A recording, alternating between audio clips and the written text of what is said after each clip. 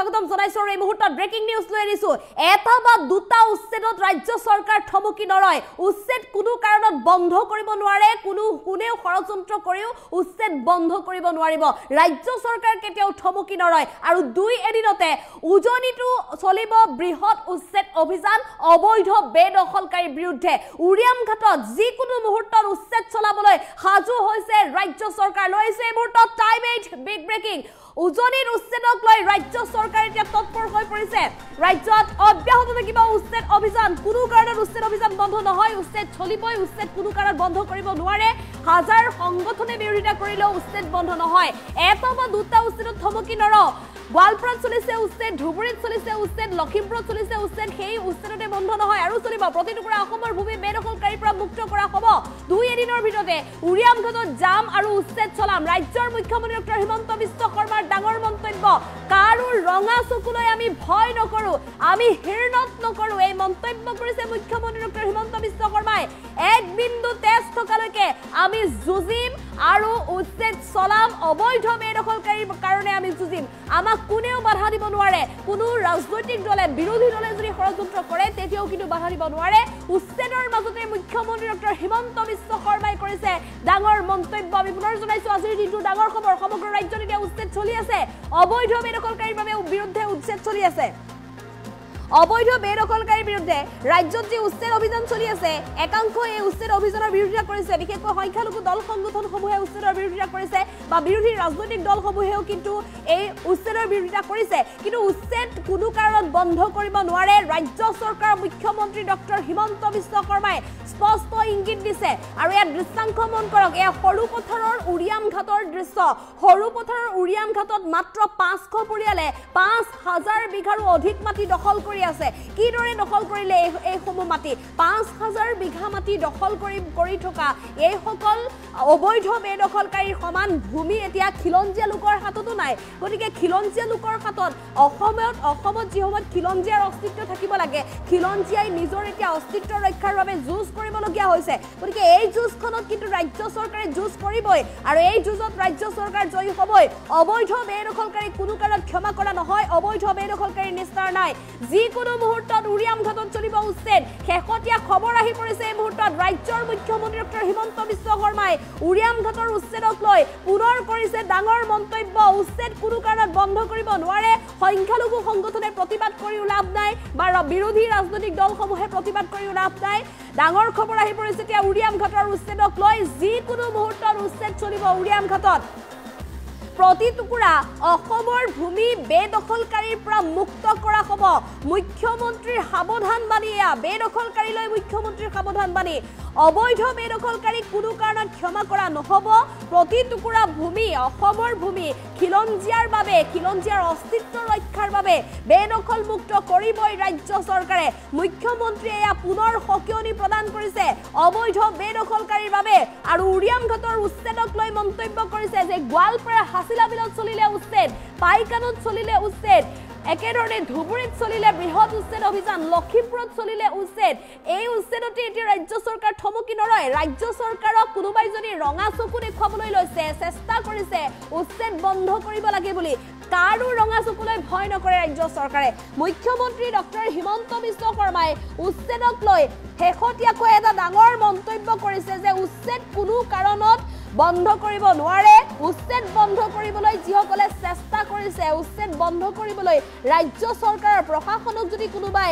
ৰঙা চকু দেখুৱাবলৈ চেষ্টা কৰিছে তেনেহ'লে সকলো বিফল হ'ব কিয়নো ৰাজ্য চৰকাৰে কোনো কাৰণত ভয় নকৰে কাৰো ৰঙা চকুলৈ ভয় নকৰে উচ্ছেদ চলাবই উজনিত সৰ্ববৃহৎ উচ্ছেদ অভিযানৰ বাবেও সাজু কৰি ৰখা হৈছে এতিয়া প্ৰশাসনৰ বৃহৎ দল সাজু কৰি ৰখা হৈছে শ বুলডোজাৰ এফালৰ পৰা উৰিয়ামঘাটত সকলো ভাঙি পেলোৱা হ'ব আৰু বিশেষকৈ ৰাজ্য চৰকাৰে উচ্ছেদ অভিযানক লৈ উজনিৰ উচ্ছেদক লৈ যি মন্তব্য কৰিছিল বা যি দৃশ্যাংশ সমগ্ৰ অসমবাসীৰ সন্মুখত দাঙি ধৰিছিল এটা উদ্বেগজনক তথ্য গতিকে এই তথ্যৰ পিছত এতিয়া প্ৰতিগৰাকী খিলঞ্জীয়া কিন্তু ৰাজ্য চৰকাৰৰ সমৰ্থনত আছে ৰাজ্য চৰকাৰে অবৈধ বেদখলকাৰীৰ বিৰুদ্ধে যি যুদ্ধ কৰিছে এই যুদ্ধত প্ৰতিগৰাকী খিলঞ্জীয়াই সহযোগ কৰিব খিলঞ্জীয়া প্ৰতিটো দল সংগঠনে সহযোগ কৰিব গতিকে এতিয়া ৰাজ্য চৰকাৰে অধিক ক্ষিপ্ৰতাৰে অবৈধ বেদখলকাৰীৰ বিৰুদ্ধে উচ্ছেদ চলাবই।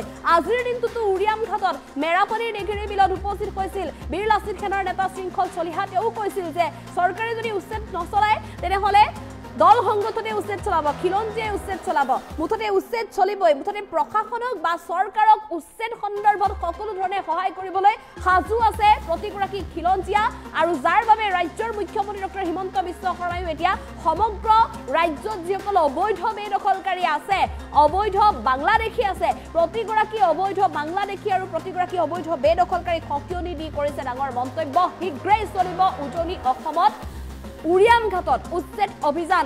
সৰুপথাৰ উৰিয়াম ঘাটত কিদৰে আৰু কেতিয়া চলিব উচ্ছেদ, মেৰাপানীৰ নেঘেৰী বিলত কেতিয়া চলিব উচ্ছেদ, সেই সন্দৰ্ভত মুখ্যমন্ত্ৰী ডক্টৰ হিমন্ত বিশ্ব শৰ্মাৰ ডাঙৰ মন্তব্য আছে। আমি সেই মন্তব্য আগবঢ়াবলৈ চেষ্টা কৰিম। আজি এবিঘা দুবিঘা মাটি নহয়, 1,29,000 বিঘা মাটি আমি আজি বেদখলৰ পৰা মুক্ত কৰিছো। অসম আন্দোলনৰ শ্বহীদসকলৰ জ্বলি থকা জুইকুৰা অলপ হলেও নুমুৱাবলৈ আমি প্ৰয়াস আৰু প্ৰচেষ্টা কৰিছো। কিন্তু লক্ষ্য বহুদূৰ। আজি অসমত আপোনালোকে আচৰিত হ'ব, 29 লাখ বিঘা 29 লাখ বিঘা 29 লাখ বিঘা মাটি আজি বেদখলকাৰীসকলে, অবৈধ বাংলাদেশীসকলে, সন্দেহযুক্ত নাগৰিকসকলে নিজৰ দখলত ৰাখিছে। আজি মাত্ৰ আমি অকণমান মাটি বেদখলৰ পৰা মুক্ত কৰিব পাৰিছো। আমাৰ ৰাস্তা আৰু আমাৰ লক্ষ্য এতিয়াও বহু দূৰত।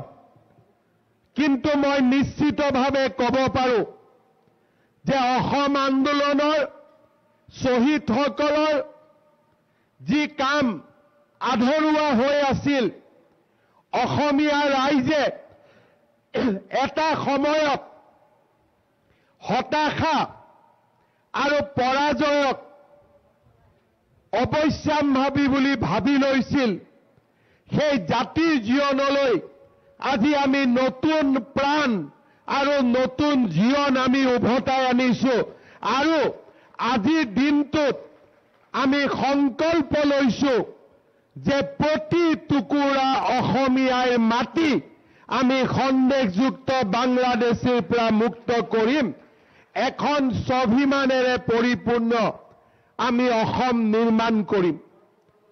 কোনোবাই যদি ভাবিছে যে এটা বা দুটা উচ্ছেদত আমি থমকি ৰম, কাৰোবাৰ ৰঙা চকুক আমি ভয় কৰিম আৰু কাৰোবাৰ ওচৰত আমি শিৰ নত কৰিম, তেতিয়া তেওঁলোকে আজি এই ধলপুৰ শিৱ মন্দিৰ আৰু গৰুখুটিৰ পবিত্ৰ ভূমিৰ পৰাই মই তেওঁলোকক শুনাব খুজিছো, অসম আন্দোলনৰ 900 গৰাকী শ্বহীদৰ মৃত্যুৰ হিচাপ নোলোৱালৈকে আমি ক্ষান্ত নহওঁ। আমি আমাৰ লক্ষ্য সাধনৰ বাবে আমি আগুৱাই যাম আৰু আমি আমাৰ লক্ষ্যত উপনীত হ'ম। অসমীয়া জাতি কেতিয়াও পৰাজিত হ'ব নোৱাৰে। লাচিতে আমাক শিকাইছিলে কেনেকৈ আমি অজেয়, পিঠুৱে আমাক শিকাইছিলে কেনেকৈ আমি দুৰ্দান্ত, আৰু অসম আন্দোলনৰ শ্বহীদসকলে আমাক শিকাইছিলে আমি কিমান সাহসী।